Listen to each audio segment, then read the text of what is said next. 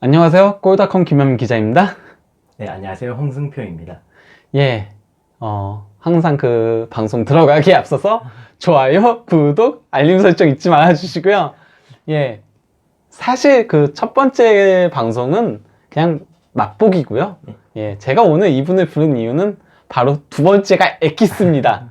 예, 바로 그 코파 아메리카 브라질, 2019 코파 아메리카 브라질 개최지와 그리고 또 이제 그곳의 그러니까 특징 같은 것들, 예, 지역적인 특징이라던가 아니면 구장의 특징이라던가 예, 이런 것들을 위해서 부른 거거든요. 아무래도 그 브라질 여기저기 다니시면서 경기 많이 보시고 다 그러셨을 거 아니에요. 예. 예, 그러면 그 이제부터 본격적으로 지역 및 구장 투어를 떠나보도록 하시죠. 홍승표 씨와 함께. 예.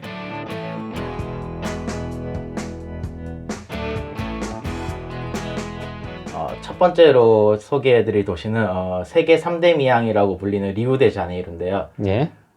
리우데자네이루 하면 지금 보이시는 저기 제 가운데 보이는 예. 저 봉오리가 빵지아수카르라고 한국에서는 애칭으로 빵산이라고 불리거든요. 아, 빵산이라고 불려요? 예. 예. 그리고 지금 이 사진도 제가 사실 올라가서 위에서 예. 보고 찍은 건데 예. 이 사진을 찍은 곳이 바로 그 브라질에서 유명한 뭐 7대 세계 7대 불가사의 뭐 이렇게 불리는 예수상에서 제가 찍은 사진이거든요. 아, 바로 이 예수상 얘기하시는 예. 거죠? 예, 예. 아, 이게 더 위에 있는 거네요? 사실 뭐 같은 위치는 아니지만 더 위에 있다고 볼 수 있죠. 예. 그리고 이 예수상의 재밌는 일화가 예. 예수상을 기준으로 예수상 앞쪽은 잘 사는 부촌, 그리고 아. 예수상 뒤쪽은 좀 빈민가 이래서 뭐 이거- 이런 얘기가 있어요. 뭐 예. 뒤쪽인 도시는 예수님도 등을 예. 돌린 그런 아, 너무한다. 그런 너무 동네다. 뭐 슬프다. 이런 슬픈 이야기가 있어요. 예. 아, 근데 그 3대 미항 얘기하셨는데 3대 미항이 어딘가요? 뭐 예. 이탈리아의 나폴리, 그리고 예. 호주 시드니, 그리고 아. 브라질의 리우데자네이루. 예, 이렇게 그렇군요. 세 개가 되죠. 예. 그리고 이 위에서 브라질 시내를 보면 보이는 경기장이 하나 있습니다. 예, 바로 이곳이죠. 브라질 축구의 성지라고 할 수 있는 마라카난 경기장입니다. 예.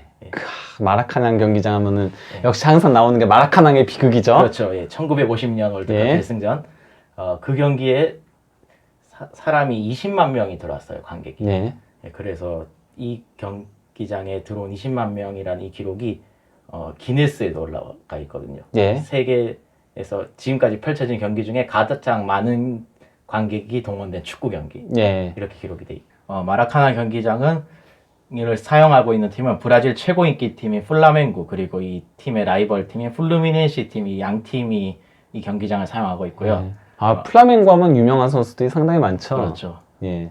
뭐 가장 플라멩고 출신의 스타라면 하얀 펠레라고 불리는 프리킥의 달인 예. 지코가 예. 아무래도 거의 신앙이죠? 그렇죠. 플라멩고 하면은. 예, 예. 플라멩고 최고의 스타로 뽑히고 있고요. 그 외에 뭐 국가대표 경기라던가 아니면 리우데자네이루 주리그 결승전에서도 이 경기장은 사용되고 있어요. 이번 코파 아메리카 역시 결승전은 이 축구의 성지 마라카낭에서 펼쳐집니다. 예. 그리고 이 마라카난 경기장을 혹시나 뭐 여행을 가신다던가 해서 찾아가실 분들에게 하나 말씀드리고 싶은 거는 이 경기장 같은 경우에는 리우 지하철 2호선 타서 마라카낭 역에서 내리면 갈 수 있는데 사실 이 동네가 그렇게 치안이 좋은 동네가 아니에요, 브라질에서. 예. 그래가지고 아마 평소에 방문을 하신다면 조금 조심하셔서 돌아다니셨으면 좋겠어요. 예. 그리고 뭐, 그 리우데자네이루는 기후 같은 경우는 좀 어떤가요? 거의 사계절이 내내 좀 열대기후라고 볼 수 있고요. 예. 지금 같은 경우에는 축구하기 딱 좋은 온도라고 볼 수 있죠. 예. 예, 다음 개최지는 남동부의 내륙 도시인 벨로 오리존치라는 도시인데요. 예. 아, 저는 이 도시는 솔직히 말하면은 그렇게 유명한 도시가 아니잖아요. 예. 예, 그러니까 일반적으로 뭐 브라질 하면 리우데자네이루 그리고 또 이제 뭐 상파울루 이런 데인데 근데 되게 이쁘네요. 이 사진 보니까. 벨로 오리존치라는 이름 자체가 포르투갈어로 뭐 아름다운 지평선 이런 뜻을 가지고 있고요. 예. 아, 이름이 딱 맞네요. 예. 예. 사실 이 벨로 오리전치 같은 경우에는 제가 열리는 5개 도시 중에 유일하게 방문해보지 못한 도시이기도 합니다. 예. 이 미네이랑 경기장 같은 경우에는 벨로 오리전치의 명문 구단이 크루제이루가 사용하고 있고요. 아, 5만 8천 예. 명 정도 인원을 수용해요. 그렇군요. 예. 예. 그리고 이 경기장에서 열린 뭐 가장 유명한 경기라면 미네이랑의 비극이라고 또 다른 비극 예. 중에 하나죠. 예. 2014년 브라질 월드컵 4강전 브라질 예. 독일전 예. 7대1로 참패당한 그 경기가 바로 이 미네이랑 경기장에서 있었습니다. 그렇죠. 예. 예. 그리고 이 외에도 한국 올림픽 대표팀이 이곳에서 올림픽을 치렀는데 참 안타까운 사진이지만 이 사진의 당시였던 온두라스와의 8강전에서 안타깝게 1대0으로 패배해서 예. 올림픽에서 짐을 싸야 했죠. 그랬죠. 그 다음으로 소개해드릴 도시는 북동부의 도시 살바도르인데요. 살바도르는 포르투갈어로 스페인어로도 똑같죠. 구원자 이런 뜻이 있죠. 예. 이 살바도르 같은 경우에는 브라질에서 포르투갈인들이 브라질에 처음 들어왔을 때 그때 생성된 도시고요. 아, 예. 그렇군요. 예, 그래. 조금 옛날 도시, 옛날 건물들이 많군요. 예, 아무래도 포르투갈식의 그런 양식의 건물이 많고요. 예. 브라질이 세워졌을 때 첫 번째 수도로 또 살바도르가 예. 그렇군요. 역할을 했고요. 그래서 초창기에는 흑인 노예들을 많이 들여와서 지금도 이 도시에는 흑인이 90% 이상의 비율을 자랑하고 있어요. 아, 그렇군요. 예. 예. 그래서 그 당시에 노예들을 예. 높은 그러니까 귀족들이 예. 노예들을 잘 관찰하기 위해서 노예들은 항구가 있는 밑에 지방 밑에 동네에서 일을 예. 하고 좀 상류층은 위에 있는 도시에서 생활을 했거든요. 그래서 그 상류층들이 밑에 도시와 위에 도시를 오르내리기 위해서 엘리베이터를 사용했는데 그 엘리베이터가 지금 요 이미지에 보이는 뒤에 있는 저 건물이 엘리베이터거든요. 예. 그래서 그렇군요. 예. 그래서 보시면 이렇게 구성되어 있습니다. 그래서 지금은 사실 돈을 내야 엘리베이터를 사용할 수 있는데 네. 사용료는 굉장히 저렴해요. 아, 그렇군요. 제가 마지막으로 탔을 때가 아마 한국 돈으로 하면 100원이 채 안 되는 예. 가격으로 편도죠? 편도로 이용할 수 있어요. 예.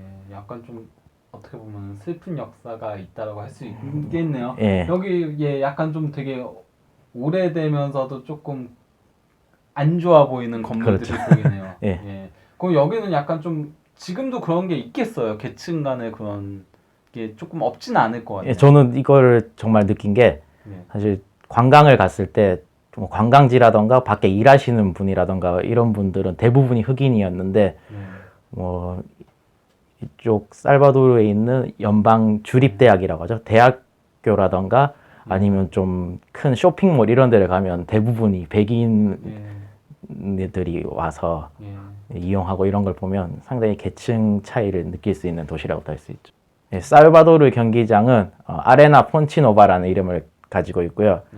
이 경기장 같은 경우에는 리모델링을 월드컵 때 리모델링을 해서 새로운 신식 경기장으로 태어났는데 이 경기장은 이상하게 메이저 대회 때마다 이제 다득점이 나는 경기장으로 유명해요. 아, 그래요? 예. 어떤 게 있죠? 대표적인 경기는 반페르시의 마지막 불꽃이라고 할 수 있는 그 블린트의 얼리 크로스를 받아 터트린 다이빙 헤딩. 그 네덜란드 스페인 5대0 경기 그 5대1이었죠. 그 경기가 여기서 펼쳐졌었고 그리고 같은 대회에서 페페의 박치기가 있었던 그 독일과 포르투갈의 4대0 경기도 있었고요. 그리고 이 경기장에서는 올림픽 경기도 있었는데 한국 대표팀이 조별 예선 1차전 피지전 그리고 2차전 독일과의 경기를 이곳에서 펼치기도 했었어요. 다음으로 소개해드릴 도시는 브라질 최대의 상업도시이자 가장 인구가 많은 상파울루를 소개해드리려고 합니다. 가장 유명한 도시죠. 그렇죠. 브라질 하면 상파울루라고 하고 그래서 많은 이들이 브라질의 수도를 상파울루라고 생각을 하죠. 그렇죠. 심지어 여러분들이 많이 아시는 보드게임인 부루마블에도 수도라고는 안 적혀있지만 브라질의 도시로 이름이 딱 새겨져 있죠. 상파울루에는 광역도시권을 포함하면 약 2천만 명의 인구가 거주하고 있고 서울이 수도권과 서울을 합치면 2천만 명 정도 되는 것과 비슷하다고 볼 수 있죠. 그러니까 광역도시랑 합쳐서 그렇죠. 서울 플러스. 브라질의 경제의 중심지기도 하고 브라질에 거주하는 한인분들도 대부분 상파울루에 거주하고 있고요. 네. 그래서 이렇게 인구가 많은 만큼 상파울루에는 참 유명한 클럽들도 많거든요. 네. 축구 클럽. 여러분이 아시는 코린치안스라던가 코린치안스의 라이벌 파메이라스 네. 그리고 뭐 상파울루 FC 뭐 이런 구단들이 다 상파울루에 연고지를 두고 있어요. 네. 그러다 보니까 이 상파울루에는 두 개의 구장이 대회를 개최하게 되었는데요. 네. 첫 번째 경기장은 코린치안스의 홈인 아레나 코린치안스예요. 이 아레나 코린치안스 같은 경우에는 2014년 브라질 월드컵을 위해서 새롭게 만든 경기장이에요.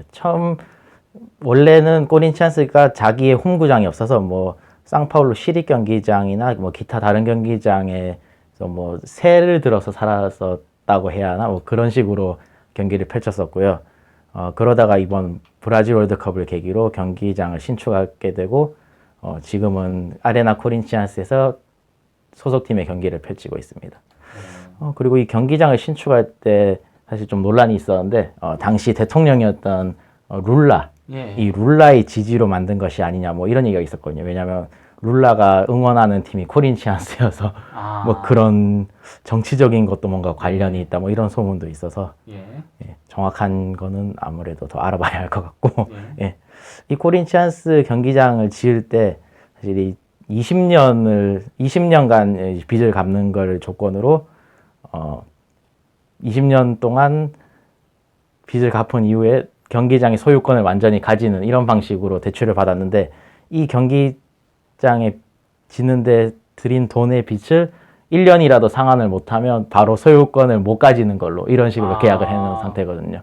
상당히 독특하겠네요. 예. 그래서 코린치안스 같은 경우에는 매해 좀 잘하는 선수들이 이적을 많이 하고 그 돈을 가지고 빚을 갚고 뭐 이런 식으로 지금 생활하고 있어요. 그렇군요. 예, 그래서 보면 코린치안스 출신 선수들이 뭐 최근에는 중국 리그로 좀 많이 가고 있죠. 월드컵 때는 6만 4천 명 정도를 수용하는 경기장이었는데 월드컵 이후에 남쪽과 북측에 있는 2층 스탠드를 제거해서 현재는 4만 7천 명의 인원을 수용하고 있어요. 일부 그러면 구장을 잘라버린 거네요. 예, 사실 북측과 남측 2층 스탠드 같은 경우에는 월드컵을 위해서 특별히 제작된 가변석이었고 그래서 월드컵이 끝난 이후에는 제거를 해버렸죠. 약간 좀 아쉬운데요. 아니 물론 그러니까 구장이라는 게 크기만 해서 좋은 건 아니거든요. 꽉 차는 게 중요한 거긴 한데 그래도 이게 그러니까 만들었다 이걸 또 제거했다고 하니까 조금 그런 게 있네요. 이 경기장에서 펼쳐진 유명한 경기라면 2014년 브라질 월드컵 개막전이었던 브라질과 크로아티아의 경기가 펼쳐졌었고 그리고 한국 대표팀의 조별리그 마지막 경기였던 벨기에전도 이 경기장에서 펼쳐졌었습니다. 그리고 두 번째로 소개해드릴 경기장은 모룸비 경기장인데요. 이 모룸비 경기장은 상파울루 FC의 홈구장으로 이 경기장은 2014년 브라질 월드컵 때는 경기를 치르지 않았던 그런 경기장이에요. 그래서 아무래도 좀 리모델링이라든가 이런 게 이루어지진 않아서 옛날 스타일의 그런 것이 여전히 살아 숨쉬고 있는 그런 경기장이라고 할 수 있어요. 그렇군요. 예. 어쩐지 그 이름이 조금 생소하다 싶었습니다. 상파울루 팀 자체는 뭐 예전에 그가 뭐 카카가 뛰었고 뭐 그런 것도 있긴 하지만요. 모룸비라는 이름 자체는 조금 생소한 이름 같아요. 다른 데보다. 그래서 이 모룸비 경기장에는 현재 6만 7천 명 정도를 수용하는 경기장이고 바이에른 뮌헨에서 뛰었던 센터백이죠. 단테. 이 선수가 예전에 유스팀 소속일 때 주벤투지 소속으로 유명하죠. 주벤투지 소속으로 코파도 브라질 경기를 이제 벤치 멤버로 따라갔다가 이 경기장의 웅장한 큰 모습을 보고 참 감명 깊었다는 그런 인터뷰를 제가 본 적이 있네요. 그렇군요. 그리고 이 경기장이 있는 모룸비 지역은 상파울루에서도 굉장히 부촌으로 꼽히거든요. 그래서 이 상류층이 사는 아파트나 뭐 저택, 뭐 명품관이 즐비한 쇼핑몰 이런 것들이 많이 입점해 있어요. 그리고 마지막으로 소개해드릴 도시는 남부지방에 있는 포르투 알레그리라는 도시인데 사실 이 도시는 제가 5년간 거주하다가 온 지역이기도 합니다. 이 포르투 알레그리에는 명문 클럽이 두 개가 있는데 호나우지뉴의 팀으로 유명하죠. 뭐 그레미유 그리고 인테르나시오날 이렇게 두 팀이 유명해요. 사실 이 2014년 브라질 월드컵의 개최 도시이기도 했는데 예. 사실 2014년 월드컵 당시에는 인테르나시오날의 홍구장이었던 베이라히우 경기장을 개최 경기장으로 정해져서 이 대회를 치렀어요. 예. 사실 좀 가슴 아픈 예. 기억이긴 하지만 대한민국과 알제리의 경기가 이 경기장에 있어 예. 펼쳐졌었죠. 사실 저도 그 경기장 아, 갔어요? 그 경기를 경기장에서 직접 아, 봤던 그랬군요. 안타까운 기억이 예. 있어요. 하지만 이번 코파 아메리카 같은 경우에는 이 인테르나시오날의 경기장인 베이라히우가 아닌 아, 그레미우의 구장인 아레나두 그레미우 이 경기장에서 경기가 펼쳐지게 돼요. 어쨌건 근데 코파 아메리카 개최지들은 조금 특징이 있는 것 같아요. 아까 그냥 모름바도 그렇고 월드컵 때 없었던 데서 하는 것들, 모름비요. 예, 모름비도 예. 그렇고, 예, 그러니까 없었던 데서 하는 것들은 다 보면은 구장 크기가 큰 것 같아요. 예. 예, 그러니까 좀 뭐랄까 시설적인 부분, 그 깨끗하고 뭐 이런 거보다는 아니면 접근성이라던가 이런 거보다는 조금 더 그러니까 많은 인구를 예, 수용할 수 있는 이거에 조금 더 포커싱을 맞춘 느낌이에요. 월드컵에 비해서. 아마 제 생각에는 브라질에 사실 명문 클럽이라던가 최신식 구장이 많거든요. 예. 그래서 안타깝게 월드컵에서는 경기를 개최하지 못했던 구장들이 코파 아메리카에서 예. 많이 사용하고 있는 것 같아요.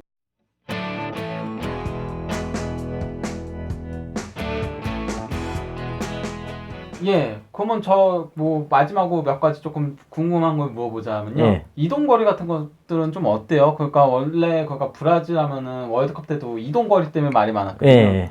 예. 기자들도 되게 그렇죠. 그러니까 불만이 고생했죠. 많았거든요. 예.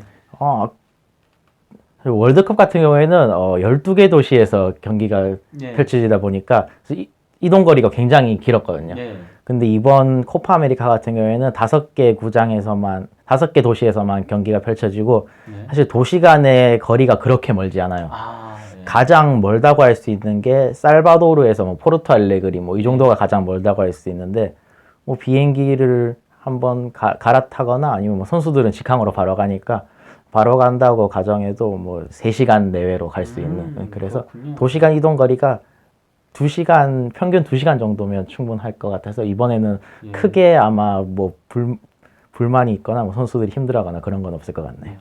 뭐 그러면은 기후적으로 조금 뭐 특징이 있는 지역이 있나요? 지금 얘기하신 것 중에. 상파울루를 기준으로 말씀드리면 예. 상파울루 같은 경우에는 6월 날씨는 지난번 벨기에전이죠. 한국과 벨기에전. 그 당시만 해도 상당히 쾌적했어요. 경기장이. 예. 온도가 25도, 24도 이 정도 됐던 것 같은데 사실 월드컵 때 2014년 월드컵 때 뭐 브라질의 더위를 극복해야 한다고 사실 뭐 더위에 적응한다고 훈련 많이 했었거든요. 예. 사실 근데 그게 다 소용이 없었던 게 2차전이 열렸던 포르투 알레그리도 그렇고 예. 3차전이 열렸던 상파울루도 그렇고 전혀 더운 날씨가 아니었거든요. 오히려 6월 말이라고 치면 한국이 아마 장마를 더해서 더 더웠을 거고 브라질이 아마 축구하기엔 더 쾌적한 날씨였을 거예요. 어쨌건 남반부니까. 예. 예. 그러니까 겨울이니까. 예. 사실상 계절상으로는 예. 살바도르를 제외하면 나머지 지역은 다 축구하기에는 뭐 크게 어려움이 없는 기후라고 생각하시면 될 것 같아요. 예. 그러면은 이쯤에서 예, 다양한 사진들과 함께 예, 다양한 그 브라질 도시들을 함께 여행을 했습니다. 예. 그러면 항상 좋아요, 구독, 알림 설정 잊지 말아주세요. 예. 그러면 저희는 다음 방송을 찾아뵙도록 하겠습니다. 안녕.